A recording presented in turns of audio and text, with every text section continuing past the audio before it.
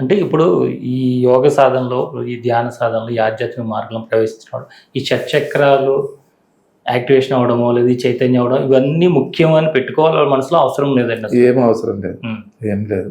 మామూలుగా అందరు ఉన్నట్టే ఉంటాను నేను కూడా, కానీ ఆ స్థితి నాకు తెలుస్తుంది. అంటే ఇప్పుడు వచ్చేవాళ్ళు కూడా ఎక్కువగాను మాది షట్చక్ర సాధన చేయాలి, మేము మూలాధారాన్ని మాది యాక్టివేషన్ చేసుకోవాలి, స్వాదిష్టాన్ని యాక్టివేషన్ ఇలా అడుగుతుంటారు ఎక్కువ మంది. ఈ అంటే రకరకాలు చూస్తున్నారు కాబట్టి, అంటే వాళ్ళ ఫోకస్ దీని మీద ఉండాలా, వాళ్ళ ధ్యానం మీద ఉండాలి? ధ్యానం మీదే ఉండాలి, భోజన విధానం మీద ఉండాలి, ఆలోచన విధానం మీద ఉండాలి, ఆధ్యాత్మిక విధానం మీద ఉండాలి. ఇవన్నీ అవసరం లేదు. చక్రాలు, కుండలిని అందులో దూరొద్దు మనం. మధ్య మార్గము, ప్రాపంచికం చూసుకోవాలి, ఫ్యామిలీని చూసుకోవాలి, రెస్పాన్సిబుల్ అన్ని చూసుకుంటూ మన గురించి మన సాధన చేసుకోవాలి. అంతేగాని నేను ఎప్పుడు పట్టించుకోలేదు ఇవన్నీ, కానీ అద్భుతంగా డెవలప్ అయినాయి. ఒక్కటి ఉంది, క్లాసెస్కి ఎక్కడ పిలిచినా వెళ్ళిపోతాను. నా వర్క్ అది అనుకుంటే వెళ్ళిపోతాను. నేను రూపాయి ఎక్స్పెక్ట్ చేయకుండా 35 years నుంచి తిరుగుతున్నాను. అంటే మనకేం కావాలి వాళ్ళు పై వాళ్ళు ఇస్తారు. ఎట్లా ఒక అండర్స్టాండింగ్ ఉంటేనే ఇట్లా పని చేయగలుగుతాం. కమిట్మెంట్ నాది అంతే. నా షాపు, నా ఫ్యామిలీ నాకు ఇంత ఇంపార్టెంట్, దానికంటే ఎక్కువ ఇంపార్టెంట్ దైవం కార్యం ఇది, రామకార్యం ఇది అని చేస్తాను నేను. అంతే. ఈ అండర్స్టాండింగ్ నాకు ఈ స్థితిని తీసుకొచ్చింది. నేను చక్ర మెడిటేషన్ అని ఎప్పుడు ఏం చేయలేదు. మీ ఆలోచన విధానాన్ని బట్టి ఆటోమేటిక్ అలైన్మెంట్ జరుగుతుంది లోపల. మీ ఇంటెన్షన్ బాగుంటే అన్ని బాగా జరుగుతాయి. ఇంటెన్షన్ కరెక్ట్ లేకుండా మీరు బయట ఎన్ని సాధనలు చేసినా ఏం కాదు. అసలు నాకు అడిగితే దాని గురించి స్పెషల్ ఫోకస్ చెయ్యొద్దు కూడా. స్పిరిచువల్ అండర్స్టాండింగ్ పెట్టుకుని అద్భుతంగా దానికి కావాల్సిన సేవలు చేసుకుంటూ పోవడమే.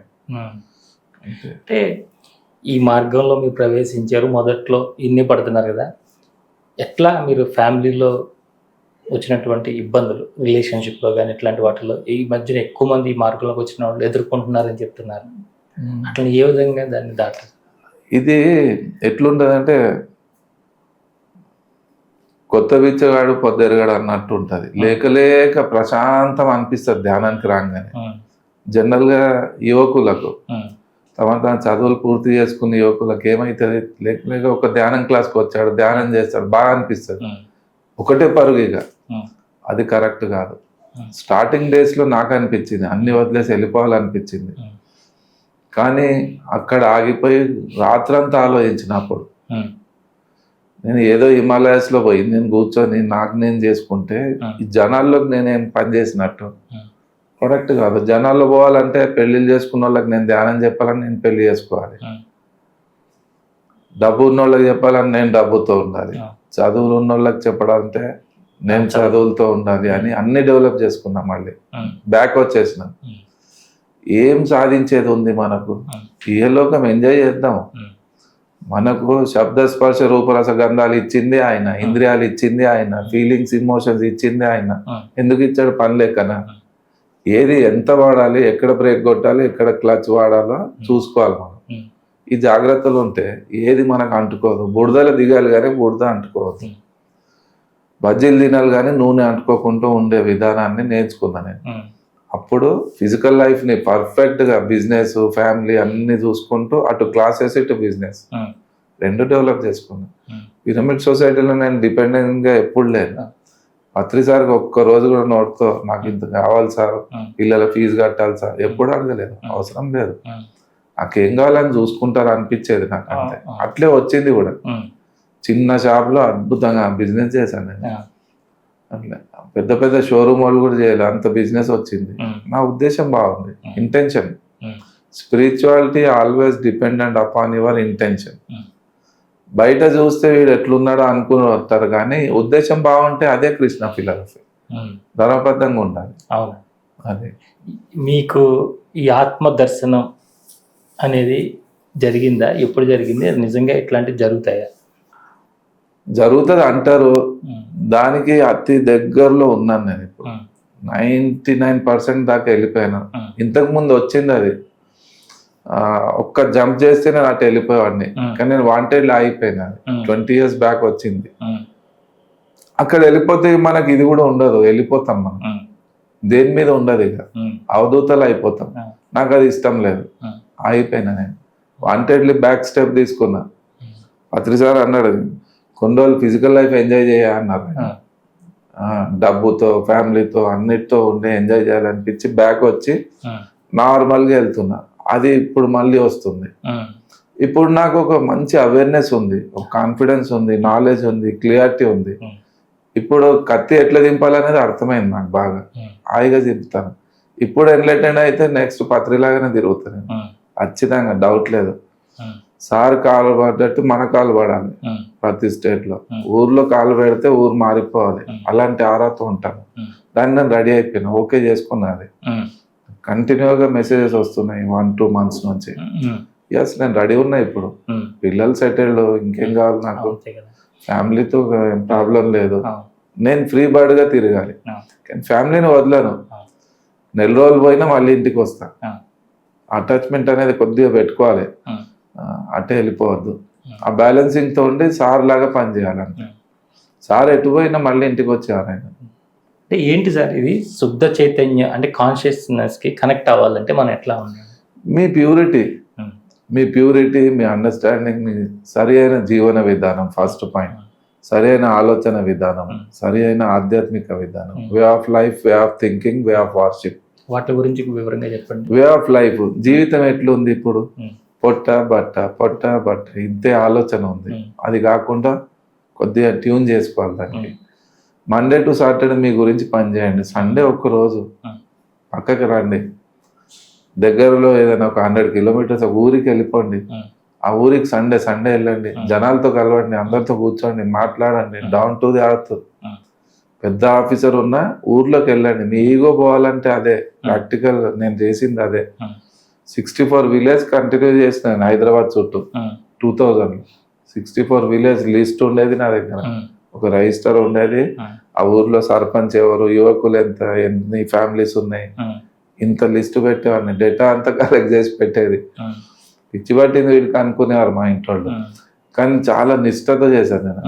64 villages లో తిరిగిన విలేజ్ అంతా పోయినాయి. అవి ఎయిర్పోర్ట్ అయింది. కోటీశ్వర్లు అయిపోయినారు ఆ ఊరు వాళ్ళు.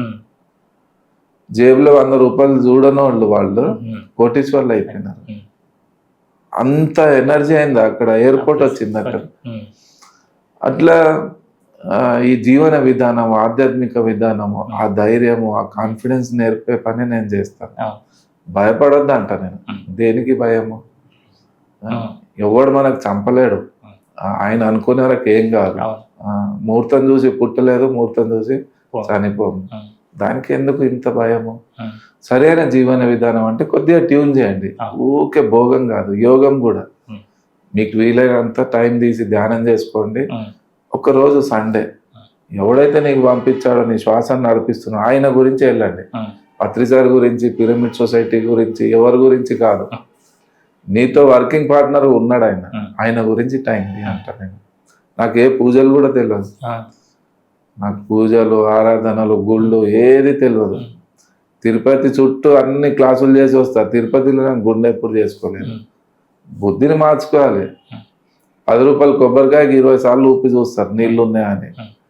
కానీ ఆ బుద్ధిని మార్చుకోవాలన్నది తెలివి లేకుండా అయిపోయింది. అదే భ్రాంతం. భ్రాంత భక్తిలో శక్తి మైనస్ అయిపోతుంది.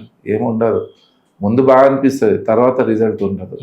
అది సరి అయిన జీవన విధానం, వే ఆఫ్ లైఫ్ ఒకటి. వే ఆఫ్ థింకింగ్, ఆలోచన విధానం ఎట్లుంది? ప్రతిదానికి క్యాల్కులేషన్. ఆ ఊరికి వెళ్తే నాకేమొస్తుంది, నేను ఇక్కడ నుంచి వైజాగ్ వెళ్తే నాకేమొస్తుంది, 3 రోజులు టైం పెట్టినా నా లాభం ఏంది? ప్రతిదానికి లాభమే. ఆ పైవాడు వచ్చి లేపితేనే పొద్దున లేస్తున్నాం మనం. లేకపోతే నీకు లాభం ఏంటి? ఆయన వచ్చి లేపితేనే. ఒక్కరోజు కూడా పిలవలేదు ఆయనకు. ఆయన లేపకుంటే సారీ అన్నాడంటే అంతే మన పని. పొద్దున లేస్తామన్న నమ్మకం ఉన్నందుకే నిద్రపోతున్నాం. లేకుంటే అన్ని నమ్మకం మీద జరుగుతున్నాయి. అదే నమ్మకం ఆయనకు పట్టుకోండి మీరు. జీవితంలో దిగుతాడు ఆయన. జాతకాన్ని మార్చేస్తాడు ఆయన. అన్ని దోషాలను కాల్చేస్తాడు ఆయన. ఫ్రెష్ జీవితం ఉంటుంది, యూటర్న్ అయిపోతుంది. సరి అయిన జీవన విధానం, ఆలోచన విధానం. ఒక్కటే ఒక్క కాన్ఫిడెన్స్ నాకు ఏంటంటే, ప్రపంచాన్ని నడిపించేవాడే నాతో ఉన్నాడు. ఇంకెందుకు భయం? అంత కాన్ఫిడెన్స్ డెవలప్ అవుతుంది. అంత దాని గురించి పనిచేస్తూ ఉంటే అది ఇంకా బాగా పెరుగుతుంది. ఆటోమేటిక్గా మీ చక్రాస్ అలైన్మెంట్, క్లెన్సింగ్లు ఇవన్నీ జరుగుతాయి. నెక్స్ట్ సరైన ఆధ్యాత్మిక విధానం. ఆధ్యాత్మిక విధానం అంటే ఎట్లయింది అంటే గుడి, విగ్రహాలు, పూజలు, అంటే మడి భక్తి- ఆచారము, అది భక్తిలోకి పోయింది. అట్లా అది చేస్తేనే వస్తుంది అనుకుంటున్నాం. ఓకే, నేను అది ఎంచుకోలేదు. లేదు, కృతి భక్తి నేర్చుకున్నా. ధ్యానం పుష్పం లాంటిది, ప్రచారం సుగంధం లాంటిది. నేను అదే ఎంచుకున్నా. నాకు కర్మయోగం ఇష్టం. నాకు పూజలు, ఆరాధన ఏం తెలియదు, కానీ నీ గురించి పరిగెత్తుతా. ఇది నా సంకల్పం. ఇప్పుడు తండ్రికి ఇప్పుడు ఇద్దరు అది చేయడం తప్పని అంటారా? తప్పేం లేదు. కాదు కదా. అది ఆ సోల్ ఏ స్థాయిలో ఉంటే దానికి కనెక్ట్ అవుతుంది, అంటే ఫ్రీక్వెన్సీ అది. నాకు ఈ ఫ్రీడము, ఈ తిరగడము, లక్షల జనాలతో కలవడము, నెట్వర్క్ పెంచుకోవడం, ఇది నాకు బాగా ఇష్టం. 30 yearsలో 30 lakhs అన్న ఉంటారు నాకు. ఏ రాష్ట్రం పోని, ఏ ఊర్లో పోని, ముదల్కర్ అంటే కారు వచ్చేస్తుంది ఒక ఫోన్ కొడితే. ఇక్కడ ఉన్న సార్ అంటే చాలు, అంత నెట్వర్క్ పెరిగింది. వాళ్ళతో బిజినెస్ లేదు నాకు. అది డివైన్ రిలేషన్షిప్. వాళ్ళ జీవితాలు మారి వాళ్ళు ఎన్ని అద్భుతాలు చెప్తున్నారో. ఇప్పుడు ఫీడ్బ్యాక్ చూస్తే చాలా మంచి రిజల్ట్ ఉంది. తినడానికి లేని వాళ్ళు కోటీశ్వర్లు అయిపోయినారు. సిద్ధాంతాలు ఏం చెప్తున్నా అవే చెప్పాను నేనైతే. నేను నా లైఫ్లో అప్లై చేసిన, అది మీరు ఫాలో అండి, అంత వస్తుంది. ఇప్పుడు పత్రిసారి తిరిగినట్టు లక్షల మందిని పరిగెత్తిస్తాను నేను. పడుకున్న వాళ్ళకి లేపే పని నాది. లేపిన వాళ్ళకి కూర్చోబెడతాము, కూర్చోబెట్టిన వాళ్ళకి నిలబెడతాము, నిలబడ్డోడికి నడిపిస్తాము, నడిచేవాడికి పరిగెత్తిస్తాము. ఎవరి స్థాయిని బట్టి వాళ్ళకి వర్క్ డివైడ్ చేసేస్తాను నేనైతే.